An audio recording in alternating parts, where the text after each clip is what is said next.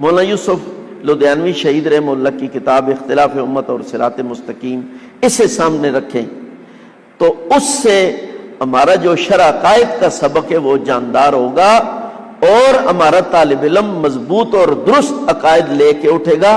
ورنہ آج حالت یہ ہے کہ آپ بڑے درجوں کے طلبہ کو دیکھ لیں، کوئی غامدی سے متاثر ہے، کوئی عمار ناصر سے متاثر ہے، کوئی مودودی سے متاثر ہے، کوئی کس سے متاثر ہے، کوئی کس سے متاثر ہے. ہمارے بر صغیر میں اردو خوان جو طبقہ ہے اس میں گمراہی کی جتنی بنیادوں کو پیدا کیا یہ سر سید نے پیدا کیا. سر سید جنت کا منکر تھا، دوزخ کا منکر تھا، فرشتوں کا منکر تھا، ملائکہ کا منکر تھا، طوفان نوح کا منکر تھا، حضرت عیسیٰ علیہ السلام کے بن باپ پیدا ہونے کا منکر تھا، بنیادی چیزوں کا وہ منکر تھا. اور خود اس کے اپنے عقائد کی، ادھر تو ساری چیزوں کا منکر ہے، خود اس کے اپنے عقائد کی یہ حالت تھی کمزوری کی کہ اس کی داڑھی کے نیچے ایک بہت بڑا سا گلٹ تھا. کئی لوگ کہتے ہیں اس نے بڑی داڑھی اسے چھپانے کے لیے رکھی ہوئی، بہت بڑا سا گلٹ تھا. میرے پاس سر سید کے خطوط ہیں، آج سے کئی سال پہلے میں نے اس کے مقالات کی 13 جلدیں اور یہ خطوط کا ایک ایک لفظ پڑھا، اس کا اصل مطالعہ تیار کیا، کیا چیز کہاں سے ملے گی. تو وہ ایک انگریز پادری کو خط لکھتا ہے کہ میں نے سنا ہے کہ تم اس طرح کی بیماریوں کا علاج کرتے ہو اپنی توجہ سے، اس لیے تم مجھے بھی وقت دو تاکہ میں اپنے گلٹ کا علاج تیری توجہ سے کرواؤں.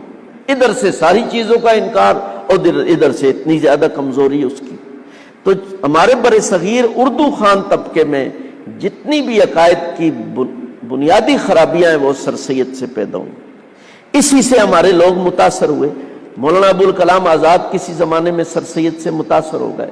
مولانا آزاد لکھتے ہیں کہ میں اتنا متاثر ہو گیا کہ مجھے نیند نہیں آتی تھی جب تک میں اسے نہ پڑھتا، اور میرے سامنے یہ ہوا کہ نماز روزہ مجھے کھیل معلوم ہونے لگا، آخرت سے میرا عقیدہ اٹھ گیا، باقی حج زکوٰۃ اور یہ چیزیں صدقات ان کی کوئی اہمیت نہیں تھی. مودودی صاحب نے سر سید کو پڑھا. زندگی میں مودودی صاحب کا اپنا انٹرویو چھپا ہوا ہے کہ میں نے بچپن میں مودودی کو پڑھا اور بہت اس کو سر سید کو پڑھا اور بہت زیادہ پڑھا. سر سید کا مطالعہ کرنے کے بعد میرے سامنے اسلامی عبادات کا کوئی ڈھانچہ نہیں رہا، خدا کا وجود بھی موہوم ہو گیا، آخرت میرے سامنے سے اٹھ گئی.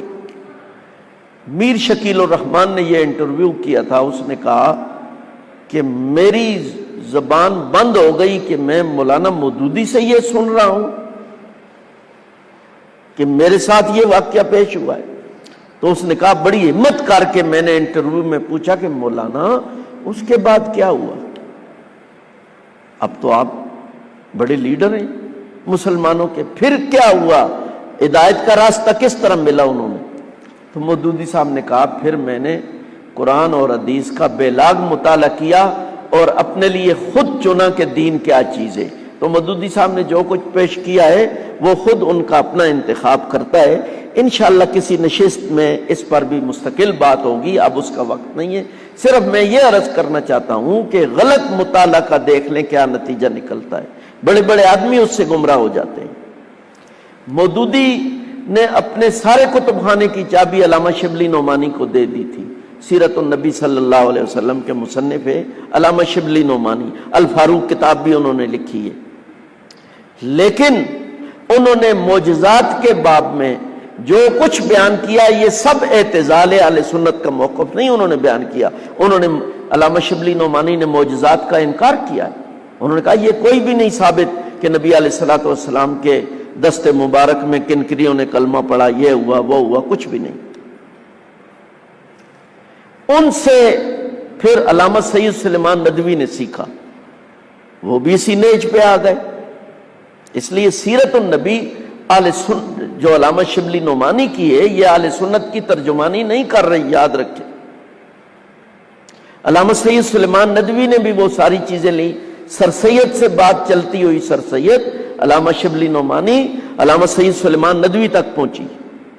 علامہ ندوی حضرت تھانوی رحمہ اللہ سے متاثر ہو گئے اور آ کے حضرت تھانوی سے بیعت ہو گئے. حضرت تھانوی نے فرمایا بیعت سے پہلے میری ایک شرط ہے، آپ کی کتابوں اور رسالوں میں یہ مسائل ہیں. انہوں نے فرمایا حضرت جو آپ جس کی تصحیح کریں گے وہی مجھے قبول